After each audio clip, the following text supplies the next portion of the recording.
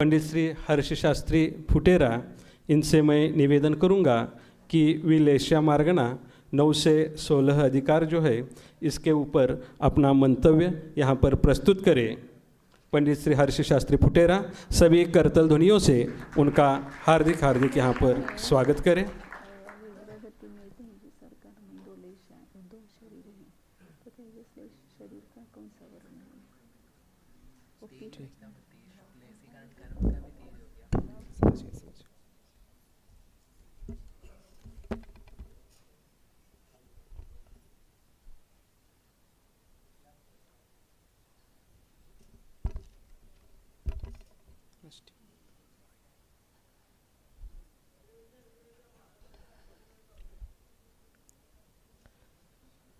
जय यदु सुध देवदा। वक्तव्य प्रारंभ करने से पहले 1 मिनट बस मैं इतना कहना चाहूँगा कि आज जो पूजन हमने देखी है उसका हमको बहुत अच्छा अनुभव हुआ। छठखंडागम की जब पूजन हुई होगी श्रुत पंचमी पर और धवला का काल निकाला यानी उपाध्याय जी ने 8 अक्टूबर 816 यानी आज से लगभग 1209 साल पहले धवला लिखी गई, तब भी जो पूजन हुई होगी।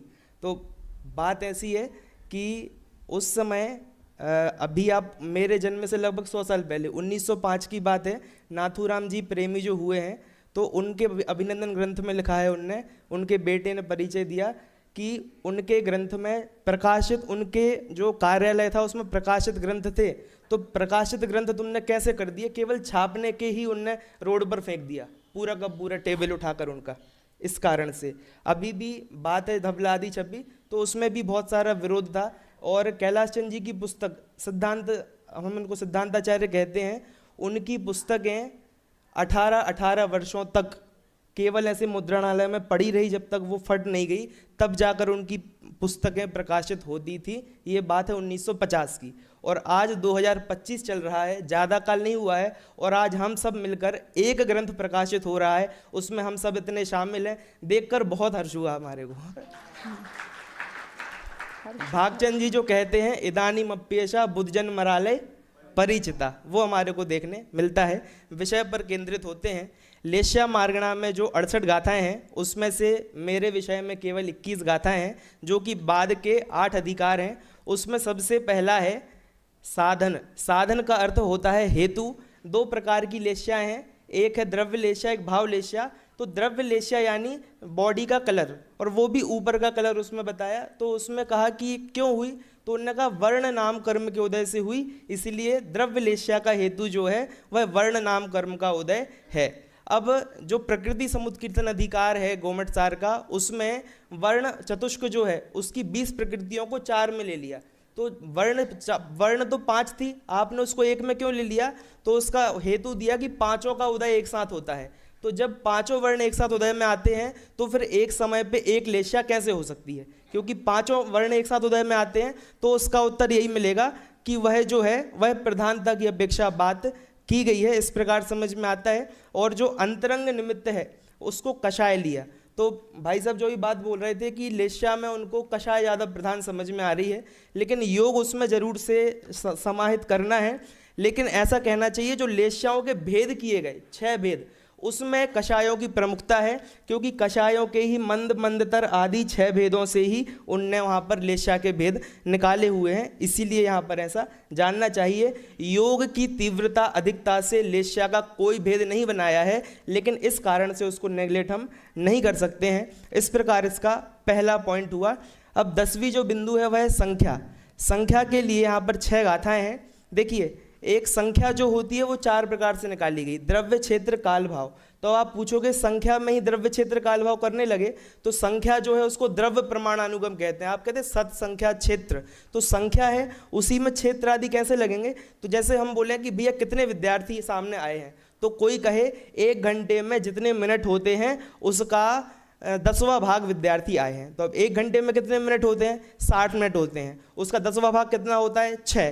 तो कितने विद्यार्थी आए होंगे, 6। तो बताई गई तो संख्या है, लेकिन बताई किसके आधार से गई है, काल। ऐसे के कितने विद्यार्थी आए हैं कि जितने मीटर का ये हॉल है उतने विद्यार्थी आए हैं। तो कितने मीटर का हॉल है, 20 मीटर का हॉल है, तो कितने विद्यार्थी आए हैं।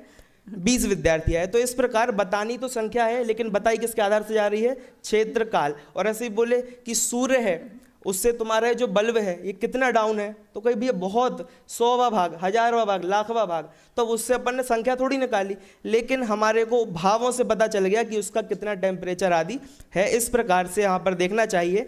तो सबसे पहले द्रव्य अपेक्षा देखेंगे कि द्रव्य अपेक्षा कितने जीव हैं। तो अशुभ लेश्या में अनंत जीव हैं, यानी कि 3 शुभ लेश्याओं को जोड़ो तो मात्र असंख्यात जीव, और इतने अनंत जीवों में से आप असंख्यात को अलग रख दो तो जितने बचे वो सब के सब क्या हो जाएंगे? अशुभ लेश्या वाले। अब देखिए इतने टोटल जीव हैं, समझ लीजिए एक स्क्वायर है, वो पूरे के पूरे अनंत जीव हैं, उसमें से मैंने छोटा सा टुकड़ा ऐसे तोड़ दिया एक बॉक्स में से, बाकी जो बचा वो सब का सब क्या हो गया? अशुभ लेश्या। अब इस बॉक्स का जो टुकड़ा हमने तोड़ा था वो पूरी लाइन निकाल दीजिए अलग, तो उसको हमने समझ लीजिए आवली के असंख्यात भाग का भाग दिया, तो उतना भाग दिया उसको अलग रखो। अब बाकी जो बचा उसके 3 टुकड़े कर दो बराबर। अब जो एक टुकड़ा अलग रखा था उसमें फिर आवली के असंख्यात विभाग का भाग दो, और जो बहुभाग बचे उसको पहले बॉक्स में लाकर जोड़ दो, उसकी हाइट थोड़ी बढ़ जाएगी, वो हो गई कृष्ण लेश्या। फिर जो बचा था उसका भी आवली का असंख्यात भाग दो, जो बच गया, जो बहुभाग आया वो हो गया कृष्ण के बाद नील, और जो एक भाग बच गया वो हो गया काबोत। इस प्रकार वह द्रव्य हो गया। क्षेत्र का देख लीजिए कि अनंत लोक प्रमाण, ये शब्द बहुत कम देखने मिलता है। एक होता है अनंत लोक प्रमाण और एक होता है अनंत पुद्गल परावर्तन। असंख्यात लोक और असंख्यात पुद्गल परावर्तन ये बहुत बार देखने मिलते हैं। अनंत यहाँ पर आया है। और काल अपेक्षा राकेश जी भाई साहब, भूतकाल से अनंत गुने जितने समय होते हैं उतने ये होते हैं, तो भूतकाल को ही प्रमुखता से यहाँ पर लिया जाता है हर जगह पर। भाव अपेक्षा केवल ज्ञान के जितने अविभाग प्रतिच्छेद होते हैं, सर्वोत्कृष्ट संख्या जो है, संख्या भी कहना पड़ रहा है, सर्वोत्कृष्ट अनंत जो है उससे यहाँ पर तुलना की गई है, क्योंकि जीव भी कितने हैं? अनंत हैं। द्विरूप वर्ग धारा में इसका नंबर आता है टोटल जीवों का वहाँ पर। इसके बाद शुभ लेश्याएँ तीनों मिलाकर संख्यात होती हैं। पीत लेश्या असंख्यात जीव होते हैं। पीत के बाद यदि हम पद्म में जाएंगे तो पीत से पद्म में आने पर हमारे को संख्यात का भाग देना होता है, और पद्म से शुक्ल में आने पर असंख्यात का भाग देना होता है। यानी पीत से पद्म थोड़े ही कम है, लेकिन पद्म से शुक्ल बहुत ज़्यादा कम है, ऐसा हमारे को इसमें समझ में आता है। वापस हम क्षेत्र में आ जाते हैं, तो आप देखो केवल इतना देख लीजिए, क्षेत्र आप लोगों को दिख रहा होगा स्क्रीन पर। पीत जीव इतने होते हैं, पीत लेश्या वाले, और इनकी टोटल संख्या बताई है ज्योतिषी देवों से कुछ अधिक। यानी ज्योतिष 6 बातें हैं इसमें। 4 प्रकार के देव हैं, पीतलेश्या वाले संगीत रेंज और तेजोलेश्या वाले मनुष्य। इन सबको एक शब्द में बोलना हो तो क्या बोलेंगे? इन सबको एक शब्द में बोलेंगे कि ज्योतिषी देवों से कुछ अधिक, क्योंकि ये जो बाकी के 5 हैं वो मिलाकर भी केवल ज्योतिषी देवों से थोड़े ही अधिक हैं, ऐसा यहाँ पर हमारे को समझ में आता है। तो क्षेत्र हुआ, उसी क्षेत्र में फिर हम जो उतना क्षेत्र है उसका संख्यात्व भाग तो था केवल पंचेंद्रिय त्रिंच, और पंचेंद्रिय त्रिंच पीत का एक भाग था। उस पंचेंद्रिय त्रिंच में भी संख्यात का भाग दो तो पद्म आएगा, और उसमें भी असंख्यात का भाग दो तो शुक्ल आएगा। इस प्रकार उसकी गणित बैठेगी। ये हो गया हमारा काल अपेक्षा। और भाव अपेक्षा अवधि ज्ञान के जितने भेद होते हैं उसको असंख्यात से भाग देने पर यहाँ पर शुभ लेश्याओं का प्रमाण आ जाएगा, और उसमें फिर संख्यात का और असंख्यात का भाग देने पर सभी का आ जाएगा। अब 11वें नंबर पर आती है क्षेत्र प्ररूपणा। तो क्षेत्र को ही हम अच्छे से समझ लेते हैं, स्पर्शन आपको समझ में आ जाएगा। जो वर्तमान एरिया होता है उसको क्या बोलते हैं? क्षेत्र। और जो त्रिकालवर्ती क्षेत्र होता है उसको बोलते हैं स्पर्शन, की कहाँ कहाँ तक हमारी रीच है, बोलते हैं ना कितना तुम्हारी रीच है, तो वैसे जहाँ तक रीच है वो त्रिकालवर्ती क्षेत्र कहलाती है स्पर्शन। तो इसमें धवला के आधार से अपने को ये समझ में आता है कि 10 प्रकार के स्थान होते हैं, आप सभी के सामने दिख रहे होंगे। सबसे पहला जूम करें इसको जी, देखिए 10 प्रकार के स्थान होते हैं। किस प्रकार? नीचे आपको एक बार दिखा देते हैं 10 प्रकार के स्थान कौन कौन से होते हैं। ये देखिए स्वस्थान, विहारवत। सबसे पहले होता है स्वस्थान। पहले 3 भेद करिए, स्वस्थान, समुद्घात और उपपाद। स्वस्थान के 2 भेद हो जाएंगे, स्वस्थान और विहारवत स्वस्थान। फिर जहाँ पर मैं खड़ा हूँ वह स्वस्थान है, और जहाँ जहाँ मैं जा सकता हूँ वह क्या है, विहारवत स्वस्थान है। इसकी दूसरी परिभाषा एक धवला में दी है कि जैसे मैंने माना कि मेरा घर तो फुटेरा है, तो जहाँ पर बुद्धि से मैंने स्थापित किया कि ये मेरा है, तो उसके अलावा बाकी सब विहारवत हो जाएगा। लेकिन एक परिभाषा के हिसाब से जिस कमरे में मैं रहता हूँ या जिस एरिया में मैं खड़ा हूँ वह स्वस्थान होगा।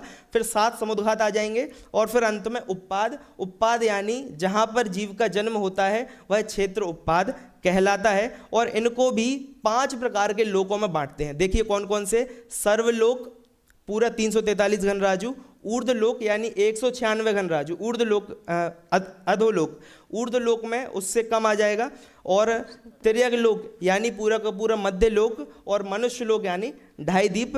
तो इन क्षेत्रों में देखा जाएगा कि ऐसा जीव इनमें कहाँ कहाँ स्थापित होता है। तो जैसे यहाँ पर मैंने सैंपल दिया है धवला पुस्तक 4:128 से कि कृष्ण आदि लेश्या वाले जीव हैं और मिथ्या दृष्टि हैं। तो अशुभ लेश्या वाले मिथ्या दृष्टि यदि अपने स्थान पर ही खड़े हैं, कहीं नहीं जाना है, तो वो कितने होंगे? तो देखो सर्वलोक में पूरे लोक में भरे हुए हैं, ऊर्ध्वलोक में पूरे ऊर्ध्वलोक में, अधोलोक में पूरे अधोलोक में, मध्यलोक में पूरे मध्यलोक में, और 2.5 दीप में पूरे 2.5 दीप में। लेकिन आप देखोगे विहारवत क्या होता है? जो चल रहे हैं। बताओ हम इतने सारे लोग बैठे हैं, कितने जीव चल रहे हैं इसमें से? बहुत, कोई नहीं चल रहा हम में से। तो प्लस जो जितने भी त्रस जीव हैं वही चल सकते हैं। त्रस से अंते एक परिभाषा ये भी है। अब सोचो त्रस जीव कितने से हैं, और त्रस जीवों का भी संख्यातवा भाग ही चलता है, बाकी असंख्यात बहुभाग तो बैठा रहता है। तो इसीलिए वह जीव सर्वलोक के तो असंख्यात विभाग हैं, ऊर्ध्वलोक के भी असंख्यात विभाग हैं, अधोलोक के भी असंख्यात विभाग हैं, तिर्यक लोक से संख्यातवा भाग है, और जो 2.5 दीप है उससे असंख्यात गुना इसको बताया गया है। एक विशेष बात है, आप देखिए मैंने रेड से नोट किया है।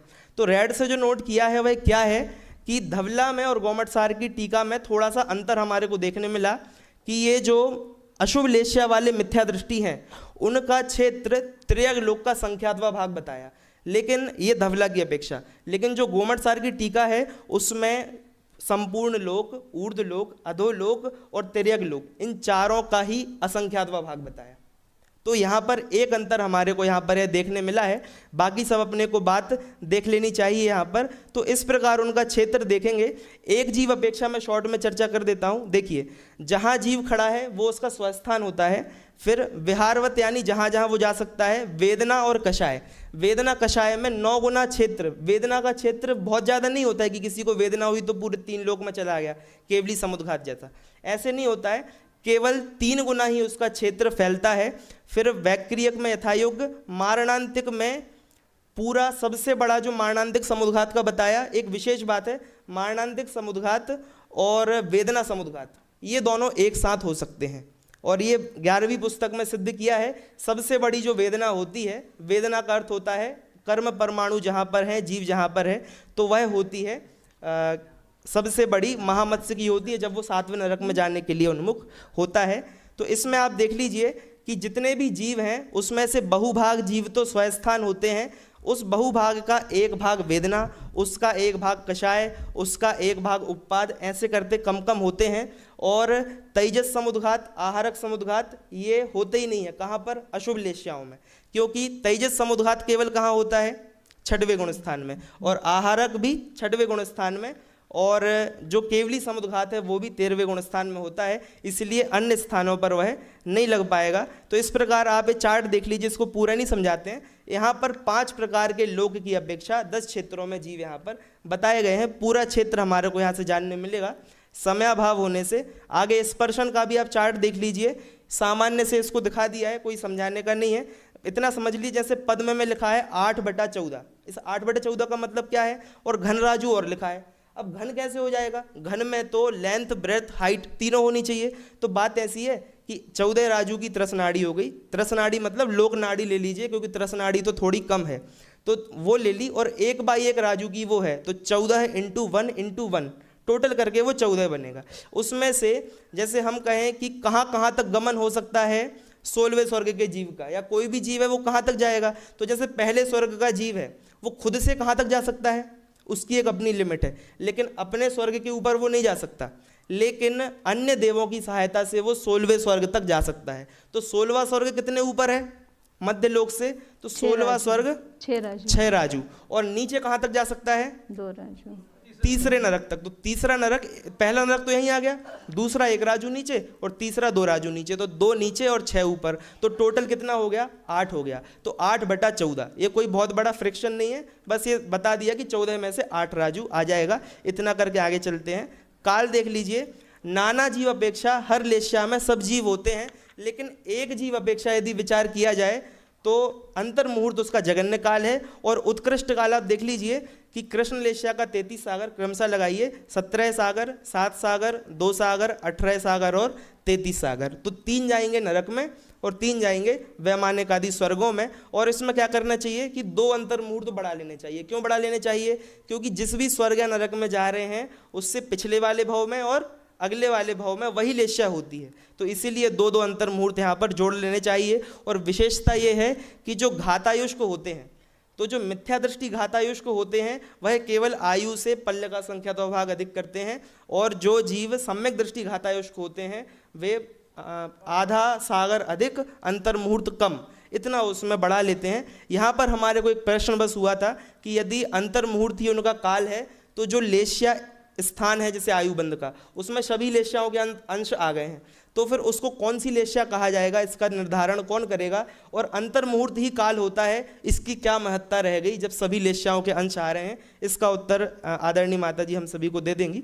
इसके बाद अंतर देख लीजिए। अंतर आप सभी को बस एक कृष्ण का बता देते हैं कि जैसे कोई जीव है और वह कृष्ण लेश्या में है, अब वह 1 कोटि पूर्व की आयु लेकर आया है और उसको क्रमशः जैसे ही वो 8 वर्ष का, 5 मिनट बाकी है,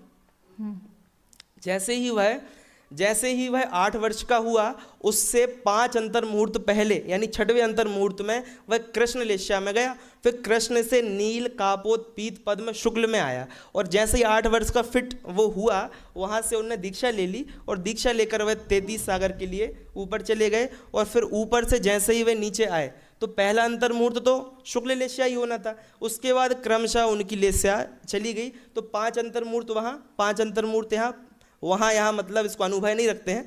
पिछले भाव के 5 अंतर मुहूर्त, अगले भाव के 5 अंतर मुहूर्त, बीच के 33 सागर और वहाँ पर 8 वर्ष का, हाँ 1 कोटि पूर्व माइनस 8 वर्ष, ऐसा यहाँ पर हो जाएगा। तो ये हो गया। इससे एक फलित निकला था कि हम जो 6 लेश्या करने के अधिकारी जीव हैं मनुष्य रेंज के, तो इनके 6 लेश्या क्रम से घटती और बढ़ती है, ऐसा समझ में आ रहा है। यानी ऐसा नहीं कर सकते आप कि नील कापोत करने लगे हैं आप बार बार। कृष्ण का अंतर यदि हमको और बड़ा बनाना था तो आप क्या करते, 2 दिन पहले कृष्ण करते और फिर 2 दिन तक नील कापोत करते रहते, तो यहाँ पर अंतर और बड़ा बन जाता।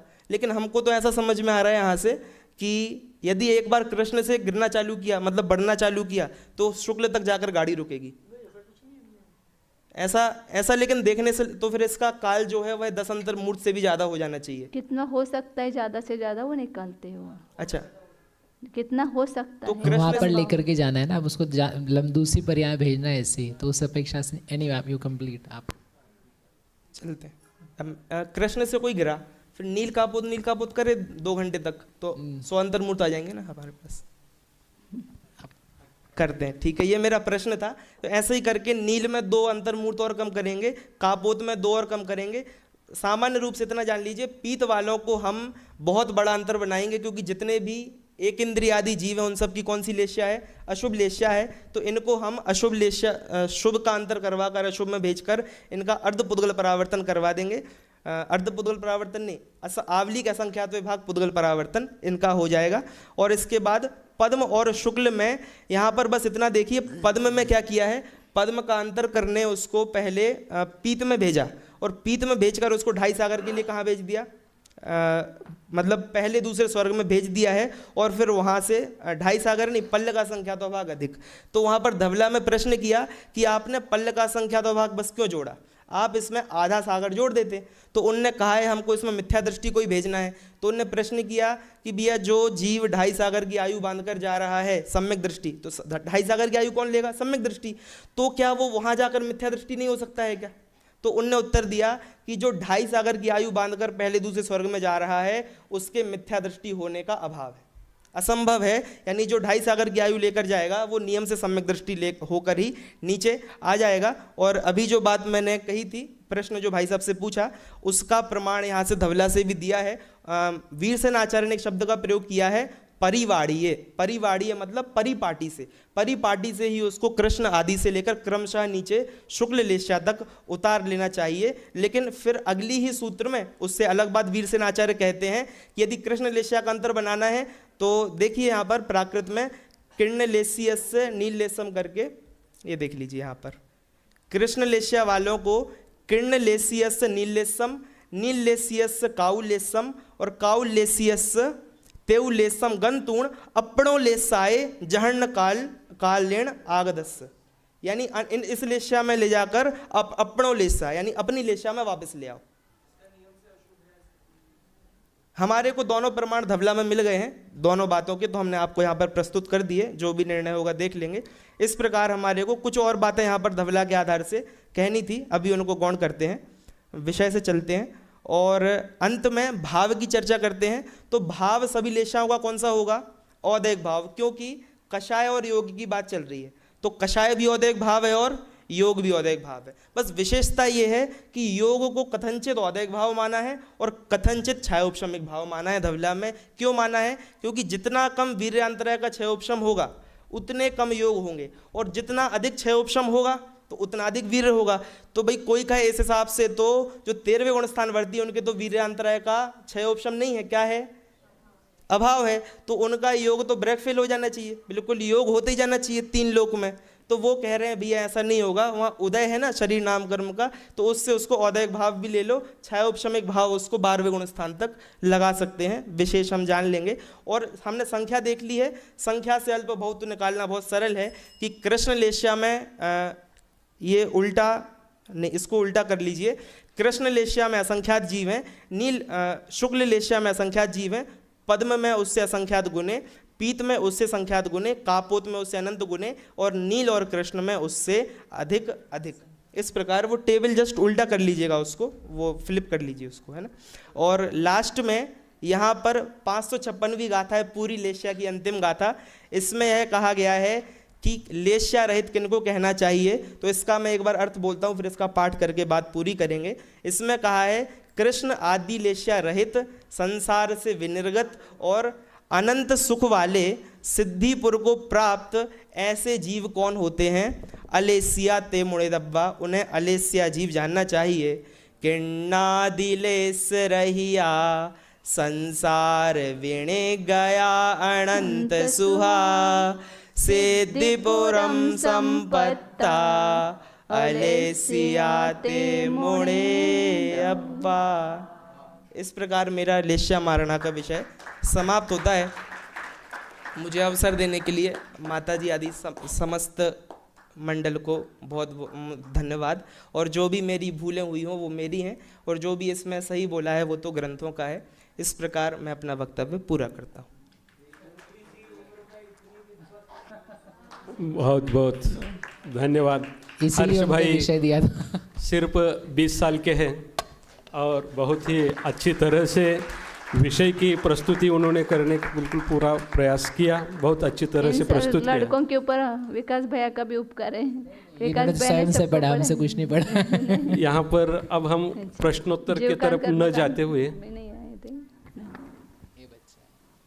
माताजी से मैं निवेदन करना चाहूँगा कि समय को देखते हुए मेरे ख्याल से आपको इनका सुन के ये समझ में आ गया होगा कितना ज़्यादा पढ़ने की ज़रूरत है, वो कितना सारा लेश्या में विषय है, तो उन्होंने पूरा बहुत शीघ्रता से पूरा किया, बहुत अच्छा, वेरी गुड। अभी हमें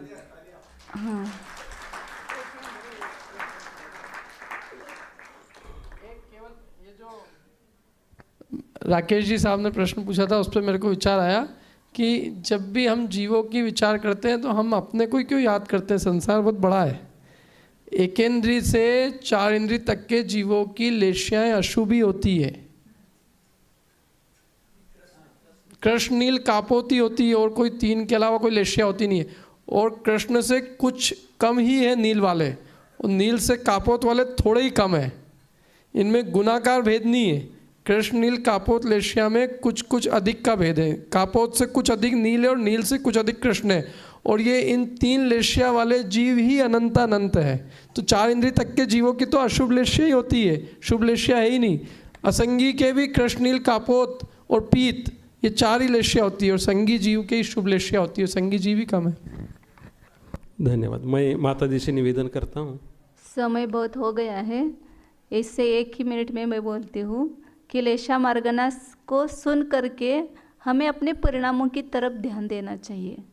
हमारी कौन सी लेशा चल रही, कभी भी एकदम संश्लेष परिणाम आए तो तुरंत याद आना चाहिए कि क्या बताया था कृष्ण लेशा में कैसे तीव्र क्रोध करता है, झगड़ता है, ये होता है, तो झगड़ा करने लगे तुरंत याद आना चाहिए चलो अपने को नरगति का बंध हो रहा है, इसलिए ये परिणाम मुझे नहीं करना चाहिए।